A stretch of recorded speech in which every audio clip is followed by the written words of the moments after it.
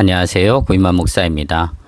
오늘 함께 나눌 말씀은 잠언 1장 1절에서 6절에 있는 말씀입니다. 제가 읽겠습니다. 다윗의 아들 이스라엘 왕 솔로몬의 잠언이라.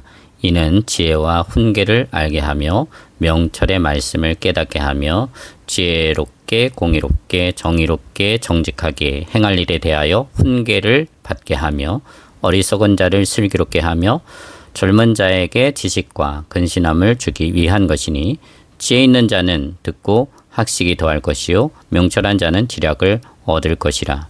잠언과 비유와 지혜 있는 자의 말과 그 오묘한 말을 깨달으리라. 아멘. 열왕기상 3장에 보면 솔로몬 왕이 기브온 산당에서 1000번제를 드립니다. 그 1000번제를 드린 그날 밤에 여호와 하나님께서 솔로몬의 꿈에 나타나셔서 그의 소원을 물으셨을 때 솔로몬이 이렇게 말합니다. 누가 주의 이 많은 백성을 재판할 수 있사오리까? 듣는 마음을 종에게 주사 주의 백성을 재판하여 선악을 분별하게 하옵소서. 솔로몬이 하나님께 구한 것은 듣는 마음이었습니다. 하나님께 구했다는 것은 곧 무엇을 전제하느냐 하면 없다는 것이죠. 즉 솔로몬에게는 듣는 마음이 없었다는 것입니다. 물론 솔로몬은 청각장애자가 아닙니다. 다른 사람들의 하는 말들을 다 들을 수 있습니다. 그리고 그 들은 말을 통해 이성적 판단을 할 수도 있습니다. 분별할 수 있다는 말이죠. 그러나 그것이 솔로몬이 1000번제를 드리고 난 후 하나님 앞에 간구하는 듣는 마음이 아니라는 것입니다.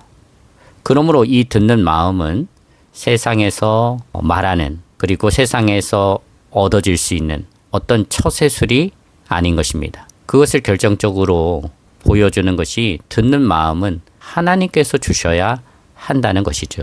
오직 하나님께서 주셔야만 받을 수 있고 소유할 수 있다라고 하는 것입니다.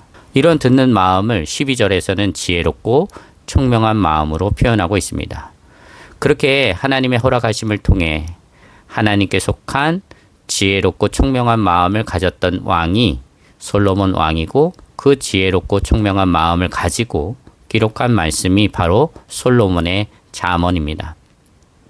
그렇기 때문에 잠언을 읽을 때 우리는 세상에 속한 어떤 처세술이나 세속적인 성공의 방법에 관한 지식을 얻으려는 목적으로 읽는다면 첫 단추부터 잘못 꿰는 것이 됩니다. 그래서 2절과 3절의 말씀을 보면 잠언서를 기록한 목적이 분명하게 기록되어져 있는데요. 제가 2절과 3절의 말씀을 읽겠습니다. 이는 지혜와 훈계를 알게 하며 명철의 말씀을 깨닫게 하며 지혜롭게 공의롭게 정의롭게 정직하게 행할 일에 대하여 훈계를 받게 하며. 아멘. 잠언이 기록된 목적은 하나님의 백성들에게 지혜와 훈계를 알게 하는 것입니다. 지혜는 히브리어로 호크마입니다. 이 호크마와 관련된 말씀이 출애굽기 35장 30절에서 35절에 나오는데요. 제가 읽어드리겠습니다. 모세가 이스라엘 자손에게 이르되 볼지어다 여호와께서 유다 지파 홀의 손자요 우리의 아들인 브살레를 지명하여 부르시고 하나님의 영을 그에게 충만하게 하여 지혜와 총명과 지식으로 여러 가지 일을 하게 하시되 금과 은과 노스로 제작하는 기술을 고안하게 하시며 보석을 깎아 물리며 나무를 새기는 여러 가지 정교한 일을 하게 하셨고 또 그와 단 지파 아히사막의 아들 오홀리압을 감동시키사 가르치게 하시며 지혜로운 마음을 그들에게 충만하게 하사 여러 가지 일을 하게 하시되 조각하는 일과 세공하는 일과 형색 자색 홍색 실과 가는 배실로 수놓는 일과 짜는 일과 그 외 여러 가지 일을 하게 하시고 정교한 일을 고안하게 하셨느니라. 본문 35절에서 브살렐에게 지혜를 주신 분이 여호와 하나님이신 것을 가르쳐주고 있습니다. 그러니까 그 지혜와 총명은 브살렐에게 있던 것이 아니고 하나님께서 주신 것이죠. 그래서 그 지혜와 총명함으로 무엇을 합니까? 성막에 필요한 모든 것을 다 만듭니다. 즉 하나님의 일을 할 수 있도록 하나님께서 그들에게 지혜를, 하나님의 지혜를 부어 주신 것입니다. 그러므로 지혜를 알게 한다라고 하는 것은 잠언에 기록된 말씀을 통해서 하나님이 하나님의 뜻을 우리에게 헤아리고 깨닫게 한다는 것이요. 그 깨달음을 우리의 실제적인 삶 가운데에서 실천하도록 하나님께서 이끄신다. 라는 것입니다. 그렇게 우리가 하나님의 말씀을 통해 깨달은 하나님의 뜻을 실천하는 삶을 살아갈 때 우리는 진정한 의미에서 지혜를 아는 사람이 되는 것입니다. 잠언의 두 번째 목적은요, 훈계를 알게 하는 것입니다. 훈계에 해당하는 히브리어는 무사르인데요.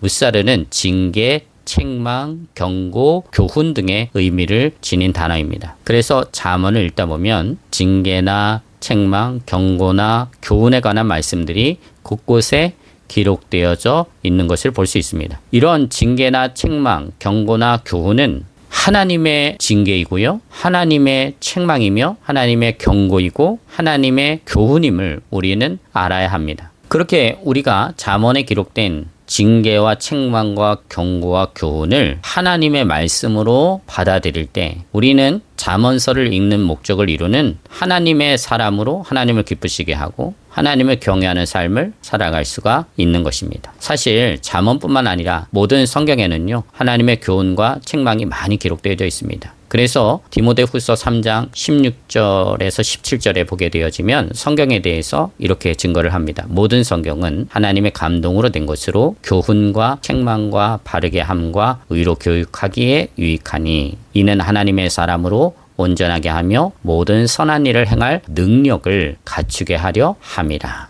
성경을 하나님께서 우리에게 주신 까닭은 하나님의 사람, 즉 하나님의 자녀들을 온전하게 하며 모든 선한 일을 행할 능력을 갖추도록 주셨다는 것입니다.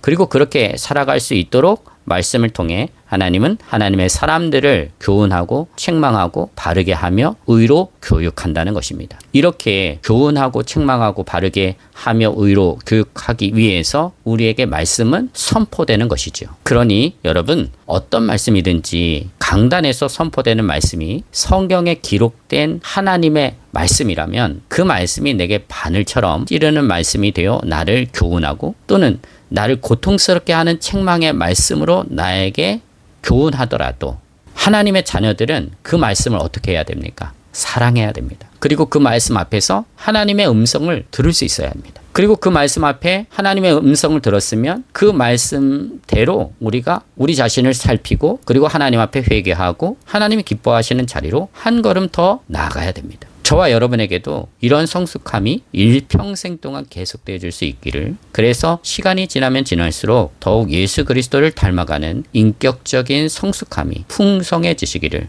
주님의 이름으로 축복을 드립니다. 잠언의 세 번째 목적은 명철의 말씀을 깨닫게 하는 것입니다. 명철이란 그 어떤 것에 대한 깊은 통찰력을 가리킵니다. 남들이 미처 보지 못하고 남들이 미처 깨닫지 못하는 그 미묘한 차이를 보고 깨닫고 분별하는 것입니다. 특히 이런 통찰력은 세상에서 선악에 대한 구별 능력, 진리와 비진리를 구분하고 구별하는 능력을 나타내기 위해서 사용되는 단어입니다. 그러므로 명철의 말씀을 깨닫게 하기 위함이라는 것은 잠언에 기록된 하나님의 말씀을 통해서 우리에게 하나님은 선악에 대한 분별력과 진리와 비진리를 구별하는 능력인 명철을 갖추도록 요구하신다라는 것이죠. 그래서 이 땅에서 하나님의 자녀들은 세상에 속한 어리석은 자가 아닌 하나님의 뜻을 행하는 지혜로운 자, 하나님의 뜻인 공의를 행하는 자, 하나님의 정의를 이 땅에 이루고 정직하게 행할 일에 대하여 행하는 사람이 되라는 것입니다. 바라기는 이러한 잠언의 목적과 유익을 잠언 말씀을 통해 온전히 내 것으로 취하고 누림으로 하나님을 기쁘시게 해드리는 지혜로운 자의 삶을 이 세상에서 살아가는 하나님의 자녀분들 다 되시기를 주님의 이름으로 축복을 드립니다. 감사합니다.